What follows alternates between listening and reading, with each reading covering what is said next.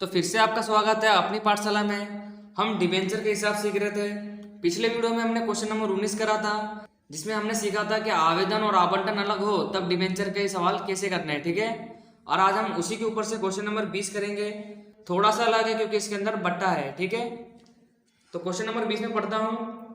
Star technology limited ने तारीख 1/9/2017 के दिन ₹100 के कैसे 8.5% के 16,000 डिबेंचर 10% के बट्टा से निर्गमित करे। कैसे प्रकाशित कर रहे हैं? बट्टा से प्रकाशित कर रहे हैं। आगे लिखा हुआ है 6 वर्ष बाद सभी डिबेंचर की रकम 8% के प्रीमियम से वापस करनी है। तो आप देख सकते हो डिबेंचर हमने बट्टा से प्रकाशित करे हैं और प्रीमियम से वापस करे। तो हेडिंग क्या बनी? बट्टा से प्रकाशित करे, प्रीमियम से वापस करे। रकम निम्नानुसार चुकानी थी। आवेदन के समय 60 रुपये, आवंटन के समय प्रति डिबेंचर बाकी की रकम। आवेदन के समय कितने हैं? 60 रुपये, और बाकी की रकम आवंटन के समय। तो आवंटन की रकम आपको निकालना पड़ेगी।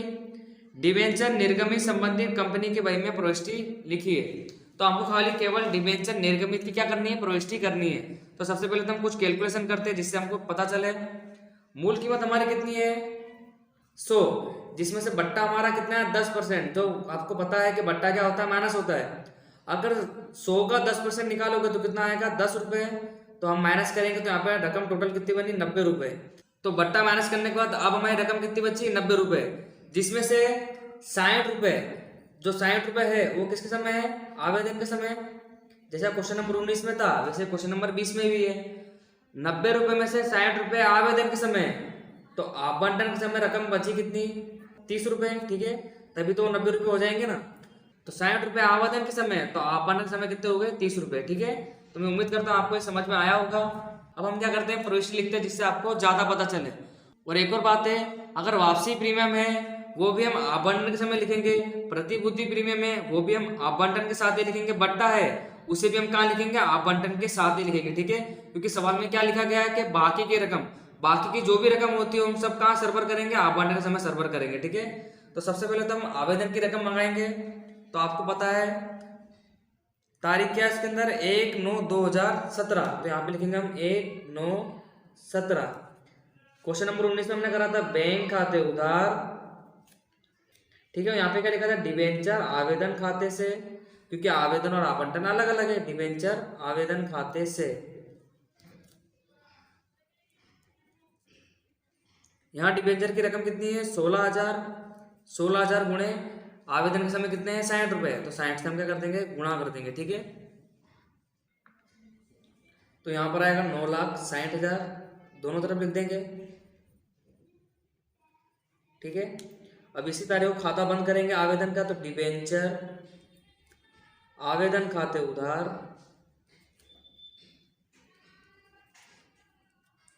8.5% के डिबेंचर खाते से। ठीक है,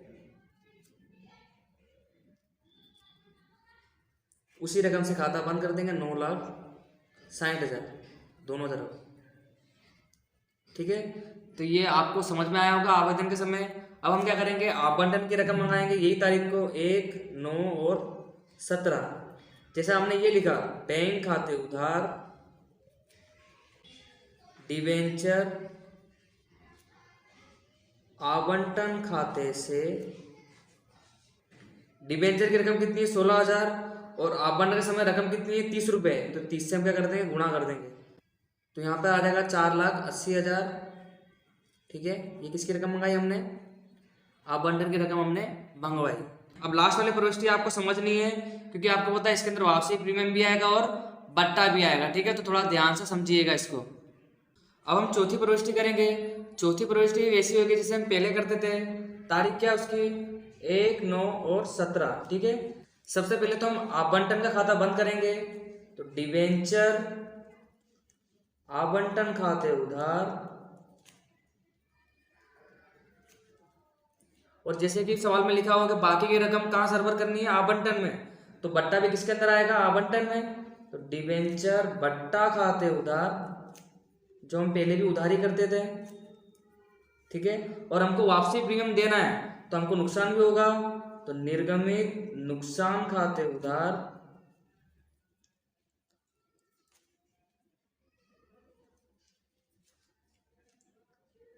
8.5% के डिबेंचर खाते से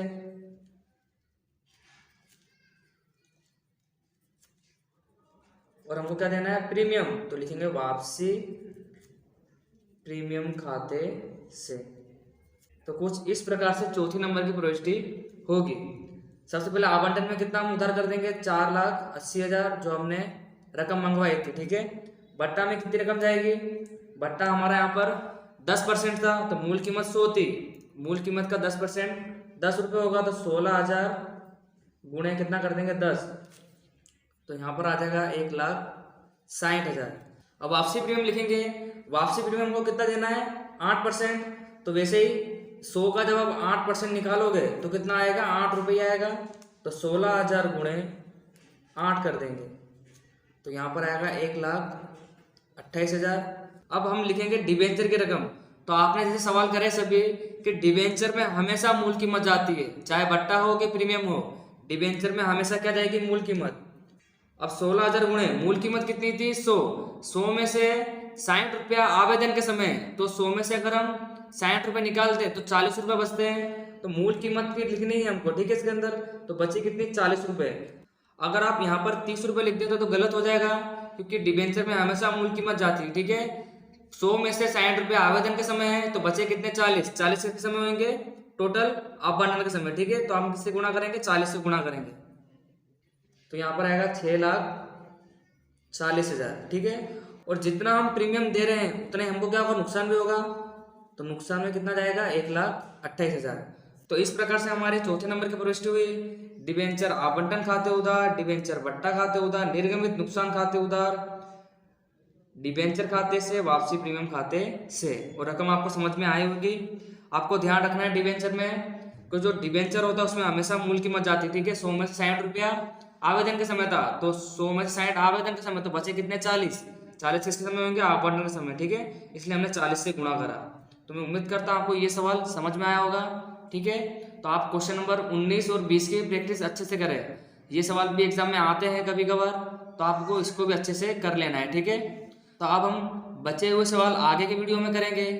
तो आज के लिए बस इतना ही, मिलते हैं नेक्स्ट वीडियो में। Thank you.